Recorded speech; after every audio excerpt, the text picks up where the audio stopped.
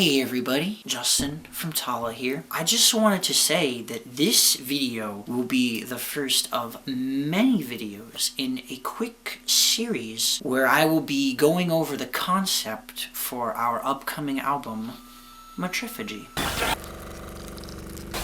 For those of you who are unfamiliar with my work, I make a lot of solo projects. That's how I started on YouTube, was by making solo projects, and they were all concept albums. That's just what I do. I write concept albums. And once I joined Tallah as the vocalist, I wrangled that ability of mine right into Tallah. So for those of you who did not know, the EP that we released in 2018 called No One Should Read This was a concept EP, and Matriphagy is the full vision of that concept. What I mean by this is, when I first joined Tallah, Max had sent me 5 songs. Those are the 5 songs in the EP. I asked him, I was like, hey, is it cool if I make a concept for this? And he's like, yeah, just make it dark. So I wrote a full album concept, and I explained it all to him, and he was like, is that all gonna fit? Because those 5 songs are just gonna be an EP. And I was like, ah. So one of the reasons that the concept behind the EP can be a little confusing for people is because there are just chunks missing from it. Because the original concept was written for a full album. I had to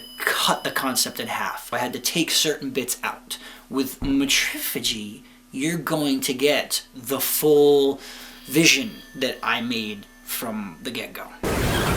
For the newer fans who haven't been following along for the last 2 years, a brief synopsis of the EP, No One Should Read This, would be that it was about this man who is in his 20s, and he's trapped inside this establishment which he views as his home. He's never been outside of it before. All of the windows are bolted shut with metal slabs, so he's never even seen outside before. He doesn't even know if it exists. And he is just trapped. He's stuck inside of this place with his mother, who is in her 60s. She's paralyzed in a wheelchair, and he is essentially her caretaker. Has been for 2 decades. She is very overbearing, smothering, and she physically, emotionally, and mentally abuses him. And so as you're listening to the 5 songs on the EP, Kungin, Placenta, We the Sad, Cottonmouth, and Red Light, you just watch as the fuse on our main character just burns down smaller and smaller and smaller until he finally just explodes and brutally murders, dismembers, and eats his mom. And after all that is said and done, he tries to leave and finds out that he cannot, because the only door that exits this home is this giant vault door,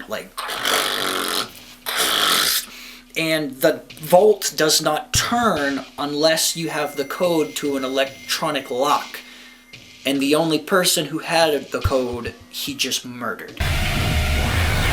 So that was the concept for the EP. It ended on a very open note where you didn't know what happened to the character, you didn't really know who he was. There were parts where you were confused because it sounded like somebody was talking to him and you don't really know who. You don't thoroughly know what pushed this character over the edge, and that's where Matriphagy comes into play. So the first thing I want to reveal about Matriphagy is the introduction of a 3rd character. With No One Should Read This, the EP, there were only 2 characters. You had the man, whose name was Kungin, and you had his mother, whose name was Tallah.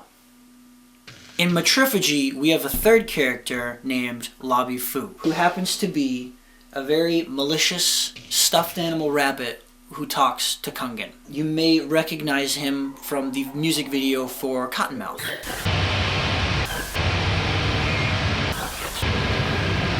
He was our star. Whether or not Lobby Fu is real, I'm not going to disclose to you.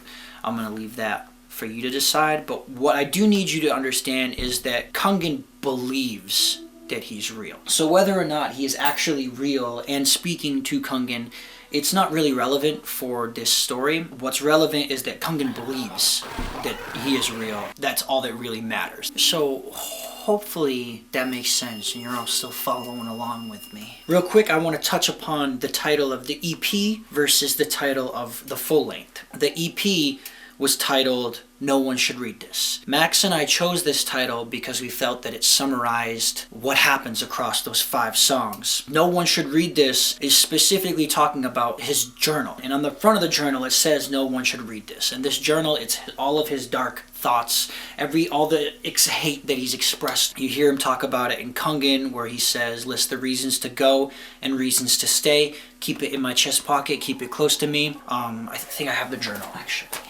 Aha, I do. Alright, so this is Kungan's journal. So in this journal he writes down his thoughts and feelings about what he experiences and how he interprets that. And on the front of the journal he puts no one should read this, because this is like, it's almost self-deprecating and self-loathing. Like, it's like he doesn't feel good manifesting this into existence, but he feels like he has to do it. You have to find a healthy way to get all those dark, negative thoughts out. And this is how Kungan does it. Keeps it in his little, in his chest pocket, inside his coat or whatever. Keeps it close to his heart. That way it's safe. With the full length, the reason Max and I chose Matriphagy is because what Matriphagy is, it's a thing that happens. The offspring, they kill and eat the mother, which is obviously very appropriate to what is going on in the full-length album. To help paint the scene a little bit, I want to explain the layout of this building that the story takes place in. The majority of it takes place in a living room. It's got the fire with the mantle, it's got this big red couch, a bearskin rug, bookshelves everywhere. It's a very cozy living room. There's also a kitchen, there's a bathroom, and then there's this long, almost maze-like corridor that eventually leads to that door, that vault door that I was talking about earlier, that is the exit to the building. All the windows are bolted shut with metal slabs over them. He can't get out, he can't see anything. There's a storage room or supply closet, whatever you want to call it. And you have Tallah's room, which is just any typical old woman's type of room. And then you have Kungan's room. And Kungan's room is interesting because it's basically the room of like a 4-year-old. There are tons and tons of stuffed animals. You can see some of them here. I should also mention that the living room has a small black and white TV where Tallah watches old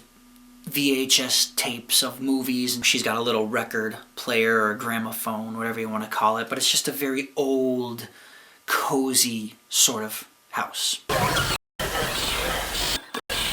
So hopefully that gives you a good visual of what we're working with here. Last thing that I want to talk about in this video before we move on to the actual story track by track is that if you're familiar with my work, my other solo projects like Hungry Lights, I always write 2 stories at the same time. So there's the literal story, which is following Kungan and Tallah and what happens in this house. That's what we're covering here, but there's also a figurative story or a symbolic story, which is something that you need to figure out. I want you to try to think about it as 2 ways. I'm giving you the literal concept of what's happening, but I would like for you to figure, once you understand the actual literal story, I want you to be able to look at it and try to think, what does this represent and what does it mean?